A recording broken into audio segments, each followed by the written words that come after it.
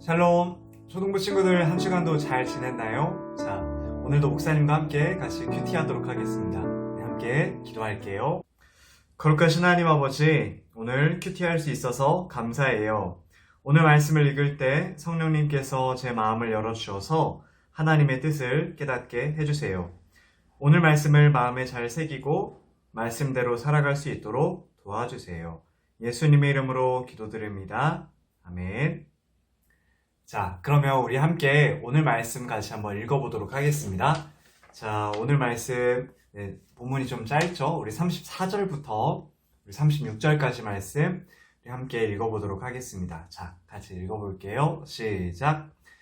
나는 가나안 땅을 너희에게 소유물로 줄 것이다. 너희가 소유하는 그 땅에 들어갔을 때 누구의 집에서든 곰팡이가 생기면 그 집주인은 제사장에게 가서 내 집에 곰팡이 같은 것이 생겼습니다 라고 말하여라. 그러면 제사장은 사람들에게 그 집을 비우라고 명령하여라. 사람들은 제사장이 그 집에 들어가 곰팡이를 자세히 살펴보기 전까지 그 집을 비우라. 그렇게 하지 않으면 그 집 안에 있는 모든 것이 부정하다는 말을 듣게 될 것이다.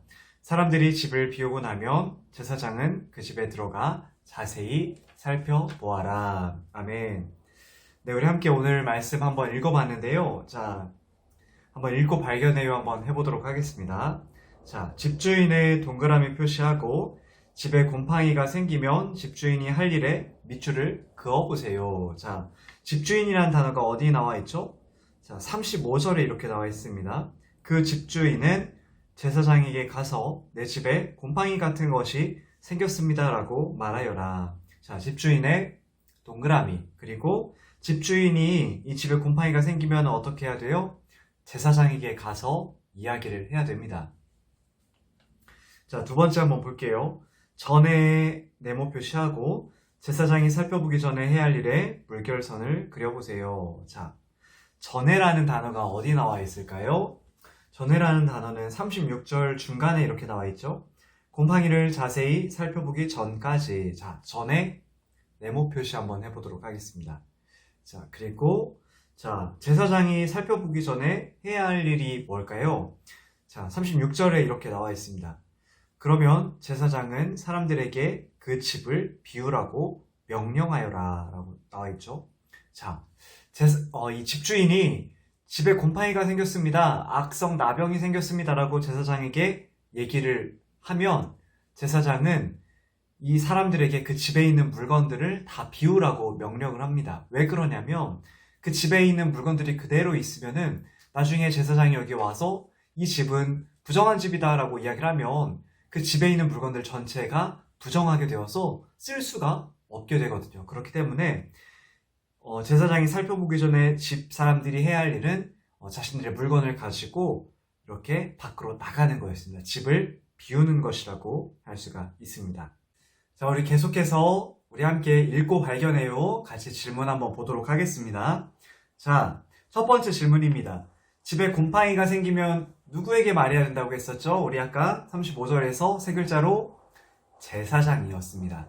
집에 곰팡이가 생겼으면 제사장에게 가서 집에 곰팡이가 생겼어요 라고 이야기를 해야 됩니다. 자, 두 번째 질문입니다.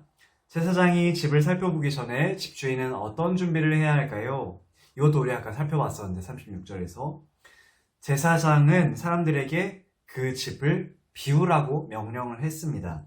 그래서 사람들은 제사장이 그 집에 들어가서 곰팡이를 살펴보기 전에 그 가지고 있는 물건들을 밖으로 다 빼야 됐어요. 자, 왜 그러냐면 제사장이 이 집에 대해서 이 집은 부정해 라고 선언을 하는 순간 그 집에 있는 모든 것들이 다 부정한 것이 돼요. 그럼 어떻게 돼요? 이것들은 다 쓰레기가 되는 거예요. 그렇기 때문에 제사장이 집에 와서 이것들을 살펴보기 전에 이 사람들은 집에 있는 물건들을 다 비워야만 했던 것입니다. 자, 여러분 오늘 우리가 좀 어떻게 보면 굉장히 생소한 말씀이죠. 우리 집에 곰팡이가 생기면 이거를 집주인은 제사장에게 가서 이야기를 해야 돼요. 우리 집에 곰팡이가 생겼어요 라고 이야기를 해야 되고, 그리고 나서 제사장은 이곳에 와서 정말 곰팡이를 있는지 아닌지, 이게 악성 나병인지 이런 것들을 살펴본 후에 만약에 부정한 것이라면 여기에 있는 부정한 그 곰팡이가 묻은 돌들을 새로운 돌로 교체를 했습니다. 그리고 나중에 이렇게 교체한 후에 곰팡이가 또 생기지 않으면 이제 여기에 정결 의식을 치렀어요. 새 2마리, 우슬초, 홍색실 이런 것을 가지고 이 집을 정결하게 만드는 일을 했습니다. 자, 그렇다면 오늘 말씀에서 하나님은 어떤 분이실까요? 목사님은 또 이 이야기를 하고 싶어요. 하나님은 거룩한 분이라는 사실입니다. 뭐라고요? 하나님은 거룩한 분이라는 사실이에요. 레위기, 우리가 함께 레위기 말씀 보고 있는데 레위기의 중요한 단어 중에 하나가 바로 거룩입니다.